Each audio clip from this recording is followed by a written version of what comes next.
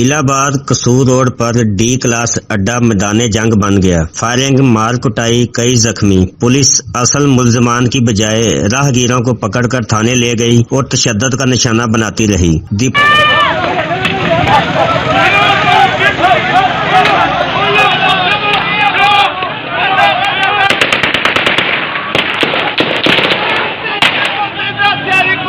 पालपुर और हुजरा शाह मुकीम से आने वाली गाड़ियों को कसूर रोड पर कायम एक डी क्लास अड्डे के सामने रोककर जबरदस्ती जगह टैक्स वसूल करने पर दो ग्रुपों, राजू लैया ग्रुप और डोगर ग्रुप में जबरदस्त लड़ाई, मार कुटाई और फायरिंग होती रही। कसूर रोड मैदान जंग बन गया, जबकि पुलिस बाअसल मुल्जिमान को गिरफ्तार करने की बजाय राहगीरों को पकड़कर थाने ले गई और तशद्दुद का निशाना बनाती रही। इलाहाबाद पुलिस ने साबिक नाज़िम चौधरी फयाज शाहिद की दरखास्त पर 11 अदद नामजद मुल्जिमान और तकरीबन 40 अदद नामालूम मुल्जिमान के खिलाफ मुकदमा दर्ज करके तफ्तीश शुरू कर दी। कैमरामैन जाहिद सिराज के साथ ताहिर मुगल, बड़ी खबर HD न्यूज़ चूनिया।